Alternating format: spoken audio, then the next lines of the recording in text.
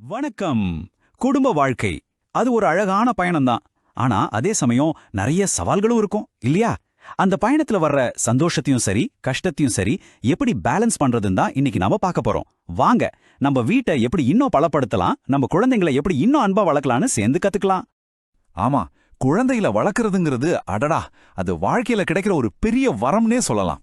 அவங்களோட அந்த கள்ளம் கபடமில்லாத சிரிப்பு, குட்டியா வந்து நம்மள கட்டிப்பிடிக்கிற அந்த அன்பு, அவங்க கூட நம்ம செலவு பண்ற ஒவ்வொரு நிமிஷமும் உண்மையிலே விலை மதிக்க முடியாதது இல்லையா?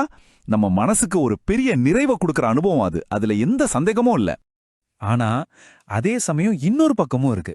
பெற்றோரா இருக்கிற அந்த பொறுப்பு சில சமயம் நம்மள ரொம்பவே சோர்வடைய வச்சிடும். சில நேரத்துல மன அழுத்தம், நம்ம மேலேயே நமக்கு சந்தேகம், இதெல்லாம் கூட வரதான் செய்யும். ஒண்ணு மட்டும் நல்லா ஞாபகம் வச்சுக்கோங்க, இந்த மாதிரி உணர்வுகள் வர்றதும் ரொம்ப ரொம்ப இயல்பு தான். இதுவும் அந்த பயணத்தோட ஒரு பகுதி தான். சரி வாங்க, நிறைய பெற்றோர்கள் மனசுக்குள்ளேயே வச்சுக்கிட்டு வெளியில யாருக்கிட்டையும் கேட்க தயங்குற சில கேள்விகள் இருக்கு. அத பத்தி நாம இப்போ பேசலாம். ஒருவேளை இந்த கேள்விகள் உங்க மனசுக்குள்ளேயும் ஓடிக்கிட்டு இருக்கலாம். அப்படி இருந்தா அது ரொம்பவே நார்மல் தான். ஏன் என் குழந்தை இப்படி நடந்துக்கிறான்? எங்க வீட்ல நடக்கிற இந்த சின்ன சின்ன சண்டையெல்லாம் எல்லா வீட்லயும் நடக்கிறது தானா, இல்ல எங்க வீட்ல மட்டும்தான் இப்படி இருக்கா? இந்த மாதிரி கேள்விகள் நம்ம எல்லாருடைய மனசுலயும் அப்பப்போ வந்துட்டு போறது ரொம்ப சகஜம். சொல்லப்போனா நிறைய பெற்றோரோட முதல் கவலையே இதுவா தான் இருக்கு. அடுத்தது ஒரு பெரிய கேள்வி. நான் ஒரு நல்ல அம்மாவா இல்ல நல்ல அப்பாவா? நான் பண்றதெல்லாம் என் குழந்தைக்கு நல்லதுதானா? இந்த மாதிரி நம்ம மேலே நமக்கு வர்ற சந்தேகம், ஒவ்வொரு நாளும் நம்மள நாமே எடை போட்டு பார்க்கிற இந்த மனப்போராட்டம், இது ரொம்பவே உண்மையானது. ஒரு காலத்துல எவ்வளவு அமைதியா இருந்துச்சு நம்ம வீடு, ஆனா இப்போ ஏன் எப்ப பார்த்தாலும் ஒரு மாதிரி டென்ஷனாவே இருக்கு அப்படின்னு நீங்க என்னைக்காவது யோசிச்சிருக்கீங்களா? அந்த ஒரு சந்தோஷம், அந்த ஒரு இணக்கம், அதை நம்ம எங்கேயும் மிஸ் பண்ணிட்டோமோங்கிற கவலை நிறைய பேரை வாட்டி வதைக்குது.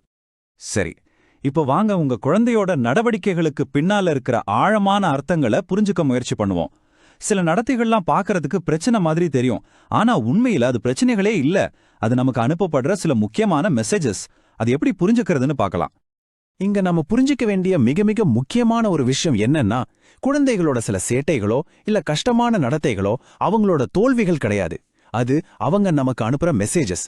அவங்களால வார்த்தையால சொல்ல முடியாத உணர்ச்சிகளையும் அவங்களோட தேவைகளையும் அவங்க அப்படிதான் நமக்கு வெளிப்படுத்துறாங்க. உதாரணத்துக்கு, ஒரு குழந்தை ரொம்ப அதிகமா அழுவுது, இல்ல திடீர்னு தனியா இருக்கணும்னு ஆசைப்படுது, இல்ல உங்களை விட்டு பிரியவே முடியாம தவிக்குதுன்னு வச்சுக்கோங்க. இது எல்லாமே அவங்க நமக்கு கொடுக்கிற எமோஷனல் சிக்னல்ஸ். அவங்களோட பயம், பதட்டம், இது எல்லாமே அவங்க மனசுக்குள்ள ஏதோ ஒரு விஷயத்தால பாதிக்கப்பட்டிருக்காங்கன்னு காட்டுற அறிகுறிகள் தான். அதே மாதிரிதான் அடிக்கடி கோவப்படுறது, சில சமயம் கொஞ்சம் ஆக்ரோஷமா நடந்துக்கிறது, இல்ல திடீர்னு ஸ்கூலுக்கு போக மாட்டேன்னு அடம் பிடிக்கிறது, இந்த மாதிரி நடத்தைகளும் அவங்க பேசுற ஒரு மௌன மொழிதான். ஏதோ ஒரு மன உளைச்சல் அவங்கள பாதிக்குதுன்னு நமக்கு சொல்ல வர்ற வழிகள் தான் இதெல்லாம். சரி, இவ்ளோ நேரம் பிரச்சனைகளை பத்தி பார்த்தோம். இப்போ இதுக்கான தீர்வு என்னங்கிற பாதையை பத்தி பார்க்கலாம். உங்களோட இந்த பயணத்துல நாங்க எப்படி உங்க கூடவே இருந்து உங்க குடும்பத்துக்குள்ள ஒரு புது இணைப்பை உருவாக்க உதவுறோம்ட்டு இப்ப நம்ம பார்க்கலாம். அப்போ எங்களோட பங்கு என்னன்னு கேட்டிங்கன்னா ரொம்ப சிம்பிள். உங்களுக்குள்ள இருக்கிற அந்த புரிதலை இன்னும் ஆழமாக்கி உங்களுக்கும் உங்க குழந்தைக்கும் நடுவுல இருக்கிற கம்யூனிகேஷனை இன்னும் ஈஸியாக்குறது தான் எங்க வேலை. இதன் மூலியமா உங்க வீட்ல நீங்க மிஸ் பண்ண அந்த சந்தோஷத்தையும் மன நிம்மதியும் திரும்ப கொண்டு வர நாங்க உங்களுக்கு சப்போர்ட்டா இருப்போம். சரி, இந்த நல்லிணக்கத்தை நாங்க எப்படி உருவாக்குறோம்? ஸ்டெப் பை ஸ்டெப்பா சொல்றேன். முதல்ல ஒருத்தர் புரிஞ்சுக்கிறதுக்கு ஒரு நல்ல பாதுகாப்பான உறவை உருவாக்குறோம். அதுக்கு மேல உங்களுக்கும் உங்க குழந்தைக்கும் இடையான பேச்சை வலுப்படுத்துறோம்.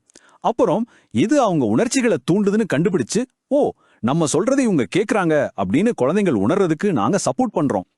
கடைசியா இது எல்லாத்தையும் உங்க டெய்லி லைஃப்ல பயன்படுத்துறதுக்கு ரொம்பவே பிராக்டிக்கலான சில டிப்ஸும் சொல்லித்தரோம். இந்த எல்லா விஷயங்களையும் செய்யும்போது உங்க வீட்ல என்ன மாதிரியான ஒரு மாற்றம் நடக்கும்னு இப்ப பார்க்கலாம். ஒரு இணக்கமான சந்தோஷமான வீடுங்கிறது எவ்வளவு அழகான ஒரு மாற்றத்தை கொண்டு வரும்னு நீங்களே உணர்வீங்க. ஒருவேளை இப்ப நீங்க என்ன பண்றதுனே தெரியலேன்னு தவிச்சிட்டு இருக்கலாம், இல்ல ரொம்ப குழப்பமா இருக்கலாம், இல்ல ரொம்பவே சோர்வா கூட ஃபீல் பண்ணலாம். முதல்ல ஒன்னு புரிஞ்சுக்கோங்க, இப்படி நீங்க உணர்றதுல எந்த தப்பும் இல்ல. இது ரொம்ப இயல்பானது. ஆனா நிச்சயம் சொல்றேன், இந்த நிலைமைய மாத்த முடியும். ஒரு அமைதியான, சந்தோஷமான, ஒருத்தரோட ஒருத்தர் நல்லா கனெக்ட் ஆகி இருக்கிற ஒரு குடும்ப வாழ்க்கை, அது உங்களுக்கு நிச்சயமா சாத்தியம். அந்த நம்பிக்கையை மட்டும் நீங்க விட்டுறாதீங்க. உங்களோட இந்த மாற்றத்துக்கான பயணம் இங்கிருந்து தான் தொடங்குது. அந்த முதல் அடியை எப்படி எடுத்து வைக்கலான்னு பார்க்கலாம் வாங்க. பயப்படாதீங்க, இது ரொம்பவே மென்மையான, உங்களுக்கு ஆதரவா இருக்கிற ஒரு தொடக்கமா தான் இருக்கும். நீங்க இந்த பயணத்தை தொடங்குறதுக்கு முன்னாடி நாங்க உங்ககிட்ட சொல்ல விரும்புற மிக முக்கியமான விஷயம் இதுதான். நீங்க தனியா இல்ல. உங்கள மாதிரி எண்ணற்ற பெற்றோர்கள் இதே மாதிரியான சவால்களை சந்திச்சுட்டு தான் இருக்காங்க. நாங்க உங்களுக்கு துணையா இருக்கோம். இந்த மாற்றத்தை நோக்கிய பயணத்தை நீங்க தொடங்கணும்னு நினைச்சீங்கன்னா எங்களை தொடர்பு கொள்ளுங்க. உங்களோட முதலடியை எடுத்து வைக்கிறதுக்கு நாங்க இங்க காத்துட்டு இருக்கோம். ஞாபகம் வச்சுக்கோங்க, மனங்கள் சந்திக்கும் போது அர்த்தங்கள் பெருகும், வளர்ச்சி பரஸ்பரமாகும். நன்றி.